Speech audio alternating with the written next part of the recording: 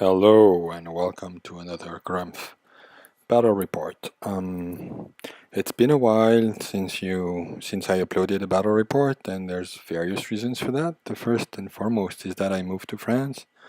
That's been pretty taking my time. I haven't had time to play. I've played with my son a few small games to play with my new Demon's Army, but not worth making a battle report. So last weekend we ended up having a nice long battle, and it's Tomb King versus Ogres, and I'm playing Tomb Kings.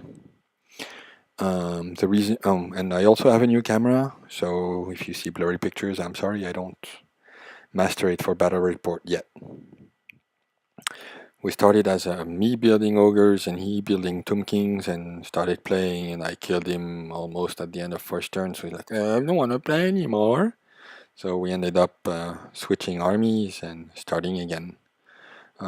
It's roughly 2,400 points because that's what Tomb Kings have, maybe 20 point less, and Ogres have probably 50 or between 50 and 100 less. So not a magic heavy list, but still, the Tomb King had a High Lich Priest level 4 with these spells, while the Ogre had a Fire Belly with Fireball, Flamestorm, and a Ruby Ring of Fire. So very fire oriented. And here we go. We ended up with Dawn attack, and he ended up crowded in the middle, and I ended up crowded on the right. So he has Saber Task that ended up there, not by his choice. A unit of 6 bulls, full command, and the BSB, and the BSB is the Woman Man-Eater on the second rank, completely on the left. And the BSB is equipped maybe with a shield, or the equivalent of a shield for ogres that I forgot the name. 6 more ogres, and that's me trying initially in my list to play something else than 2 big blocks. So 2 smaller blocks of ogres to have maneuverability. Another Saber Task that he could have chosen to deploy where he wanted to, and choose to put in the middle where it was already crowded. A big block of 10 Iron Guts with the Fire Belly inside, and the Fire Belly being the general of the army. Next to it, a unit of 4 Monfan Cavalry with full command and the Dragonhide banner, the nice banner that gives you reroll and a flaming template or template attack when you're charging. An Iron Blaster, a Giant, and the Giant is a new figure for me. I got it for my birthday and started building it and converting it, and I wanted to use it with Ogres today, so that's why I ended up in my list. That's kind of how I build the list. First I think I took the Ogres and then I build the rest. And on the far right, a small unit of Gnobler, 10 of them, with full command and the Trapper upgrades. And back in the background, there's a Gorger for taking down artillery, which my son has in both his armies. So I was like, okay, I need something to go quickly behind the ranks before I die. No, on my turn, I had like a unit of 11 horsemen archers with full command, Necrosphanx. And so the unit is there because I could. I used this code special rule to deploy it. And I'm like, okay, I can be on this flank, and I'd like to be on that flank because when I rolled for everything, I ended up on the right flank. So on my left flank, I had nothing. And I'm like, okay, let's try to put something on the left flank so he doesn't rush to my army and splits his army in two and, divide terrain. That's what I was trying to do with my strategy here. Then there's a unit of 6 chariots in the middle. Next to it, there's a cascade that we can barely see on this picture. 3 a big unit of archers, 30 of them, with Necrotect, Tomb Herald, and High Queen Khalida. And High Queen Khalida is nice because it gives you 4 to wound, 4 to hit, and plus poison attack, so that's really nice. and a unit of 3 Necropolis Knights. Then a big unit on the left, on the complete right, is a unit of Tomb Guards with my level 4 and a Tomb Prince in there. And so overall the board looks like this. As you can see, there's buildings I'm trying to hide, the Necrosphinx behind the tower so he can't shoot at me, but I know how mobility is, that can happen. Same thing with the chariots, they're here. I don't know, it depends on how he's going to move his main blocks, but I think I want to shoot at them. And so I had the opportunity to deploy the casket where I wanted, so I decided to put it in the middle and make sure I could get his block of infantry. So right now I'm worried by his block of infantry because I have nothing that I can beat them with that easily, not when they're that strong. The cannon is a problem, but I really have nothing to deal with it. So we go, and he gets first turn and moves his trapper a bit, so because he wants to throw what he has, the throwing weapons they have. Move the giants that way and move the cannon that way, so he's protecting his flank, I think, and cannon is definitely going to shoot at the Sphinx. And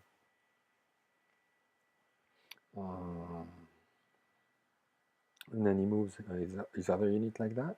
So the dog is going for the casket. The big unit is in the building in the middle, and both units here are coming to me. The one on the right here is trying to go to the building, and the dog is already on the building.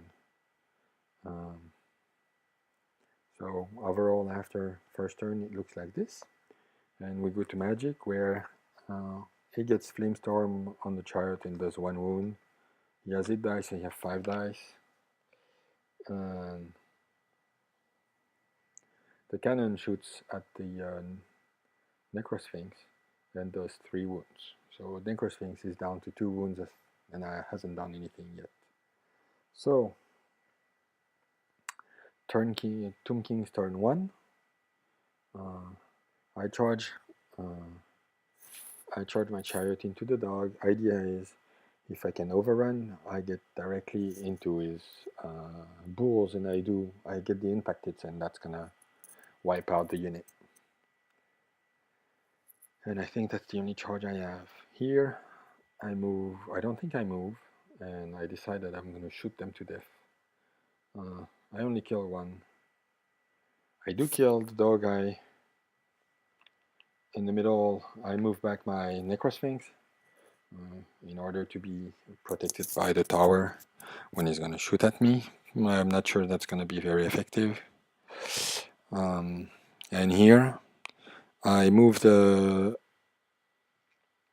and I realize I didn't move I moved the Tomb Prince out, and just to be able to diverse the dog and see what we can do. I move them a bit, and I'm turning them a bit around. Idea is I want to shoot at the blocks. Remember, if I'm shooting in a building, he doesn't get soft cover or anything. I just shoot. I got Arrows of a Sap. That's what I want to do. I don't think I do much into magic or anything because... Oh yeah, I tried to do the... He was nicely aligned with his troops, so I decided to try to cast the big spell number 6, the one that goes through all the troops, but he dispelled it with a Dispel Scroll. I got shitty rolling dice for magic in general. So now we are going to go to... I kill the dog in the middle, but unfortunately I don't overrun enough, and I don't get into his troops. Now, Ogre turn 2. He charges his unit here in the middle, so I'm gonna get impact Ogre charge stuff, which is bad. He gets them in the building. Here he gets the fail charge, I believe, and I shot, so I was quite happy, but it didn't really matter, right? Now, at magic, nothing really happens.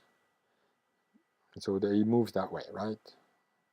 He's coming towards me here in the middle aggressively, and the big unit that is in the building in the middle stays in the building. Don't know why. Would have been me, I would have gone out of the building to be able to charge, but he doesn't, so not a problem for me. He can stay there. Shooting and magic, he does a few wounds at my monsters, finishes the Necrosphinx, and there we are. So I'm sorry for the double damage. Here in the combat in the middle, I kill one, but I stuck. And that's the important stuff, is that I stuck. He didn't overkill me. I'm almost died, but I am not. And most of the wounds were done by the charge and him being like, So I really have a little thing here left, but nice that I stick because I still can do stuff with it. And so overall, at the end of the turn, it looks like this. So he has 2 units in buildings. My serpents ready to charge his flank, and shooting with whatever I can at whatever I can.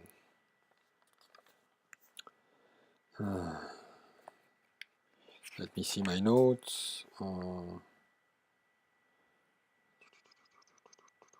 Okay, so here we go for my turn. I charge the Gnobler, and I'm like, okay, if I don't charge them, I'm gonna get charged by the giant, and there's no way I can win that.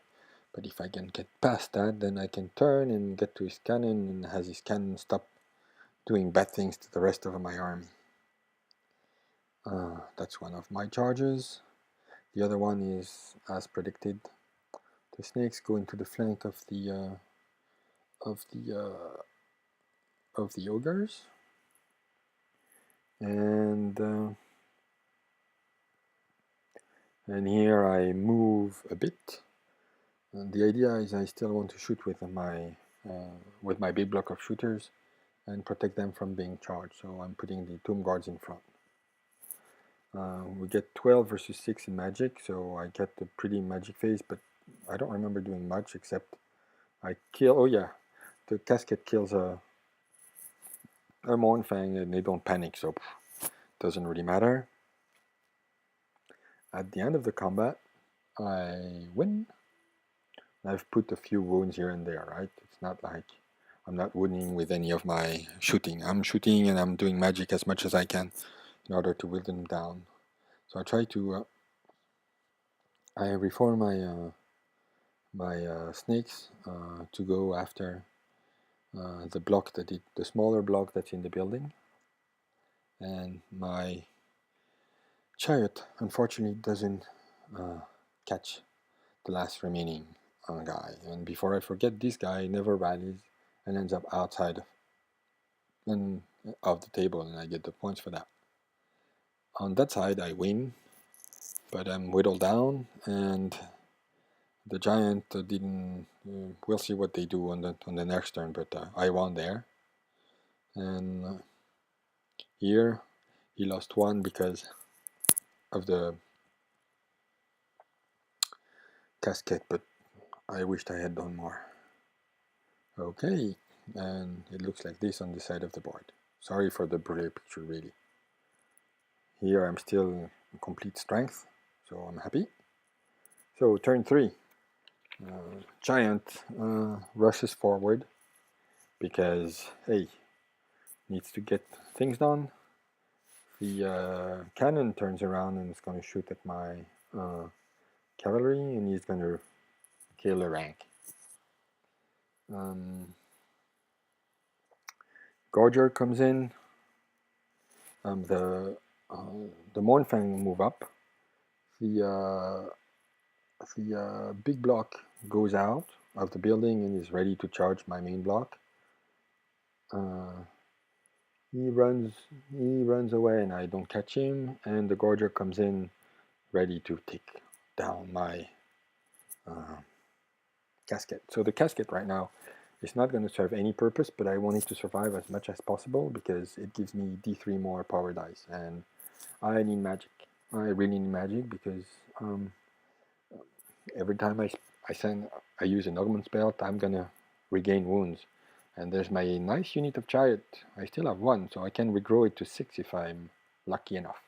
And then there's the other spell that makes me shoot twice, but really doesn't work because I'm not gonna get enough dice, or he dispels them better than I do. Anyway.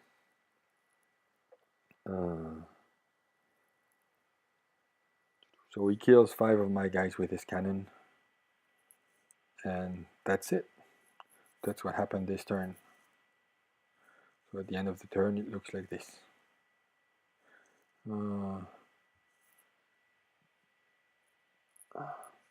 my turn. I don't give a shit about the guy running away, but I do give a lot about the big unit in the middle. So I reform both the serpents and the chariots in order to flank him, or at least be a threat when he's going to charge, because he's going to charge. While he's there, I'm still shooting. My plan is to shoot whatever I can with my High Quill Khalida while she's still alive. Here we're in combat. He's gonna charge next turn and I'm in combat, so I'm gonna get rid of what I can.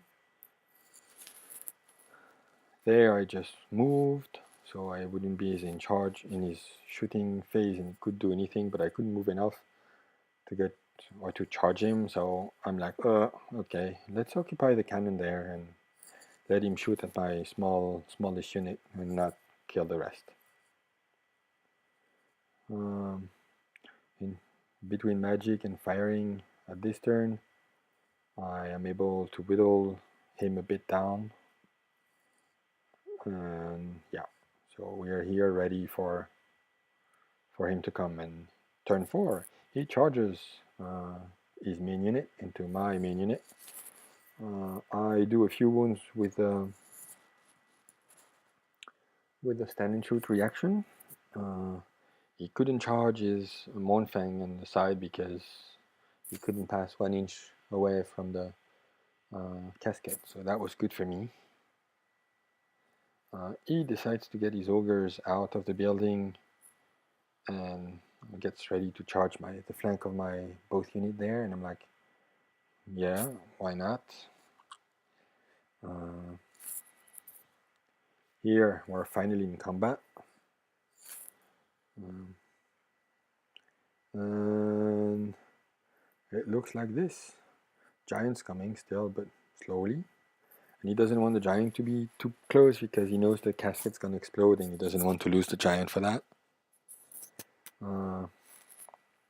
So in the combat, I probably did a mistake because I read that High Queen Khalida has the Tomb King, but doesn't have the Tomb King special rule that gives the unit the weapon skill. So they fought with the weapon skill of High Queen Khalida and used the Necrotech stuff. So probably wouldn't have been that bad at the end. But hey, who you gonna say? Oh, and he declared a challenge that I accepted, and that's something he's copied from me because the Firebelly has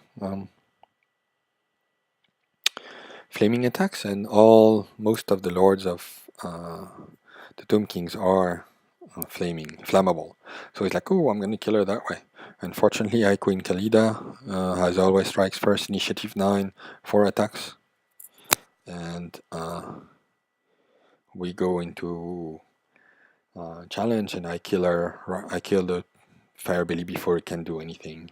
So bye bye Firebelly, and sorry Kay. You know, it was fun, but nice idea, but not against High Queen Khalida. Now we are stuck in combat here, and it's gonna be my turn. Here, unfortunately, he's unlucky with Gorger and doesn't do much wounds. Now my turn. I charge his flank of the Mournfang Cavalry with my knights. As you can see here. Here I charge the flank of his other unit with my Tomb Guards, so we can't really charge my chariot. My chariot reforms and he's ready to flank the giant if the giant ever comes across. And so the giant's going to be like very slow on its move until the rest of the game. And I move my cavalry a bit so he can't shoot me and nothing happens. And I think he tried to shoot me and then couldn't wound me. So that's how I ended up. And I should really do these battle reports earlier. It's been 4 days and I already have forgotten so many things. So here is how we are going, and as you can see, the last remaining guys are almost off the board. Not yet, but next turn he will be. So combat here. I think we are in challenge, and turn we would combat. So let's see. I kill one, and that's it. He kills like a bunch, and enemy combat below, same thing, except that Haikun Khalida is now there, so she kills before they can kill, and I get rid of the Mournfen cavalry quite easily because I'm flanking them. So turn 5, cannon starts to go here. He realizes the cannon is better things to do than shoot the 3-4 guys left there. The giant is going to try to kill the chariot, but the chariot is too far away, so it doesn't charge and just walks to it. We'll continue the combat here. We got rid of the cavalry, we got rid of the main iron gut blocks, and here I'm getting whittled down a lot because the BSB is doing a really good job. He's not challenging because, well, I think the first challenge got him cold, and I really need magic. And I've been trying for the last 3 turns to use the magic that will regrow my wounds and give me double attacks, and I can't. But so one more wound on each side here. Here it's next to me, and this is where, oh sorry, I like the picture. So I did my spell number 3 that gives me double attacks, and I get it bubbled, so each unit regrow. So I got one more chariot, get more guys to fight in them against the ogres, and so many shoots. So I shoot the giant to death, and that's what I dislike about giants. They don't have armor saves or anything. So, well, I did 5 wounds with arrows that were poison. So bye bye giant. And here the combat goes. I think I miscast. So I get 1 wound on me, but he's still strong, right? So combat. At the end, it looks like this. I'm really scarce on resources. And here I reformed to face the Gorger and was probably going to kill my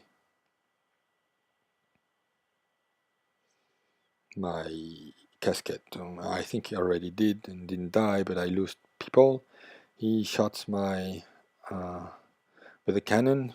He shots my 2 remaining chariots. I shoot the Gorger to death, and here we kill everybody because we managed to regrow the turn before and he couldn't manage anything. So complete table for the Tomb Kings. So now I'm going to talk to my son Kay, so he knows what to do. When he has a shooty army, don't move it. Wait for you to come. If you have a moving army, don't stay in buildings where there's no protection because I'm using arrows of a sap and I don't get malices to shoot at you. So move. With the ogres you move, with the Tomb Kings you don't, and you magic. And the first thing you do in the magic phase is you try the casket because the casket is really powerful. And once the casket's going to be engaged, the only thing you want it is to survive 1 or 2 rounds because it gives you more power dice and gives you the ability to do things. So, and things you need to do is try to bubble things. Like I went for the big version of spell number 3 that doubles that gives +1 attack to everybody, and it's an augment spell, so we get d3 +1 wound back, and that's how I get the chariots back, and I get really nicely back. So take the time to do that. As for my other viewers, I hope you enjoyed this battle report, even though it missed a few things, it was a bit blurry. I really hope you enjoyed it, and see you at the next battle report, which I hope won't be blurry and will be more detailed. I do have a lot of notes, but then I realized that I'm not writing enough for me to be able to do nice battle reports. So see you soon, and I hope you enjoyed it. Bye bye.